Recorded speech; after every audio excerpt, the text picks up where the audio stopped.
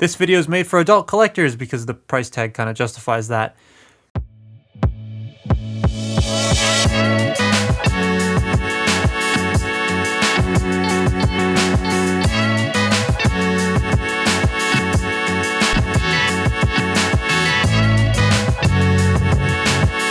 As you know, I love Star Saber's design, and I'm very excited for the HasLab one, but I wanted to try and see if I could get all of the large Star Saber official toys before HasLab, and I don't think I'm going to find Robot Masters, but I did find the Masterpiece, and this thing is a talking point, that's for sure. Before I go any further though, this is brought to you by Buyee, the Japanese proxy buying website that allows you to order things from Japan that wouldn't normally ship outside of Japan. Buyee is where I found this for about 130 Canadian dollars-ish, with about 40 bucks shipping on top of that, which is not bad, but I did manage to accidentally buy an entire case of Go Kenzans for $20. Granted, shipping on that was expensive. It was about $100 because it's an entire case, but that still doesn't hit their North American BBTS retail price, so I'll take it. They have tons of different stores on their site and lots of cool stuff, so definitely go check them out. Links in the description below, and they have a 2,000 yen coupon for people who sign up first. So yeah, I will say, as I always do, shipping does get more expensive the further away you live from Japan, so keep that in mind when ordering. Always budget for shipping, because if the shipping becomes too expensive, that kind of ruins the point of finding a good deal on there. So, you know, the heavier and bigger the item, the more expensive shipping will be. But thank you so much for sponsoring today's video. Now onto the actual toy. You get a lot of stuff in this box, but I'm going to start small and work my way up with Saber. This is where a lot of my issues kind of stem from. Before I touch on those issues though, let's get the Brainmaster out of the way. He looks neat. I like the deco. You can slot him into the chest and close the hatch to reveal his face, and the head still turns. I appreciate that. So Saber himself feels extremely nice. One of the first things I said when getting him out of the box was that the plastic feels impeccable. Might be because I haven't felt plastic this premium before, and I have other Masterpiece toys. This just feels nicer than them. He also looks the part. The design really shines through on this mold. The blue and red look nice together, and the white, something seems off about it.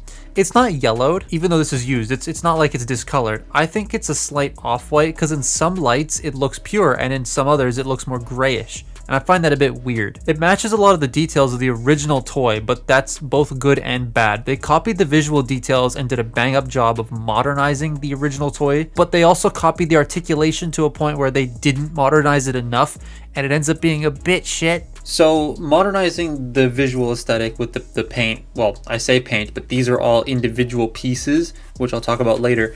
The one thing that they screwed up on this guy, because they just took from the G1 toy, was the articulation. Because, well, the head moves, which is awesome. I love how it does that with the gimmick, and the arms, they work perfectly fine, except that doesn't tab in.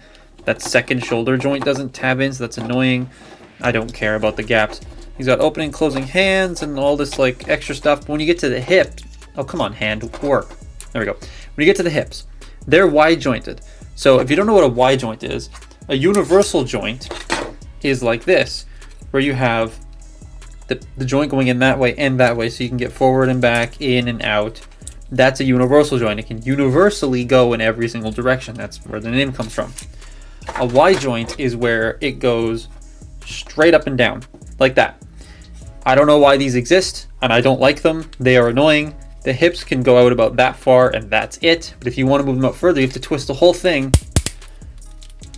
Use this uncomfortably tight ratchet joint to get the leg out. But now the leg is sideways, so you rotate at the knee, but then the knee is the wrong orientation. There needs to be a thigh swivel, not a knee swivel. And they messed that up. They didn't do wide joints correctly, because now the knee bends that way, and that's really stupid. So if you're wondering why he's not in any cool poses throughout the entire segment of him, it's because you physically can't really do that. He doesn't have the proper universal hips like the big dude. It's just these, and it's really frustrating. And the ratchets going forward feel like they're gonna break. Going back, they're fine, but forward, I don't like it. And then he's got no ankle tilt, which I find a little bit on a Masterpiece toy. Like on a mainline figure or like a cheaper toy, I would totally be fine with that, but here he's got no ankles. So this looks great. Functionally, it's not the greatest. Saber ain't small, coming in at around Voyager size, which works quite well. He would be a great standalone toy if it weren't for those damn hips. They are so infuriating to me.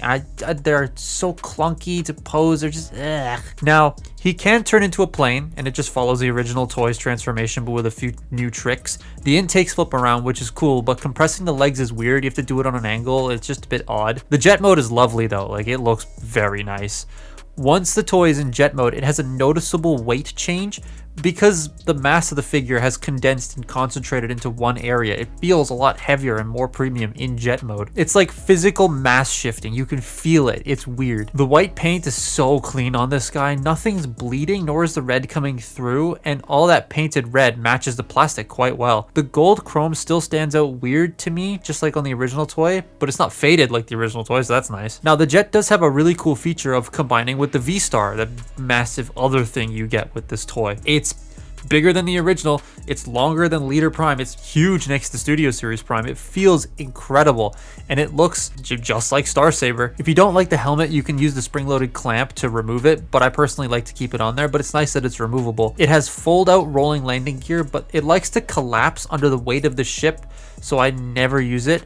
But hey, if you want it to stand up by itself, there's a tiny flight stand that clips onto the grundle of the toy and holds it up on the shield. It also has missiles inside the front cannons. However, the one on my side is very difficult to get open, and I wish the missiles were painted a little bit. Kind of, you know, it's a masterpiece. You kind of wish that that was there, but oh well. But that's really all this does. So on to the big boy robot. Transformation is like the original, but there's a cool button thing to get the legs out. I always appreciate when they do that. Getting Saber into his slot is a royal pain in the ass.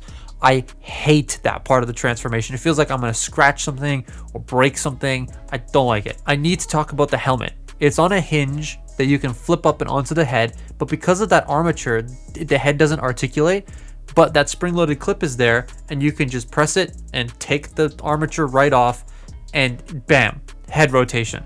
That is a great solution to a problem that keeps it from feeling parts formery, for those who care about parts forming. This looks fantastic. The bits on the legs look great. The stripes on the arm look great. The Saber integration, it all looks great. He looks awesome. He feels great. However, functionally, he has issues. It feels like it relies on the old toy skeleton too much and doesn't put focus on more important modern features because there isn't a lot you can do with this thing. The sword's stored in an absolutely amazing way, and I adore that. I hate the way he holds his sword, though. Why is it flat? Like he's gonna smack you in the face with it. The gun is 5mm compatible, as well as normal MP handles, so that's nice. You can give it to older toys like the original Star Saber, any modern generations toy, even the new Star Saber coming out, you'll be able to give this gun to. I think that's fantastic. A lot of this also isn't paint. Not like the colors you see here are not paint.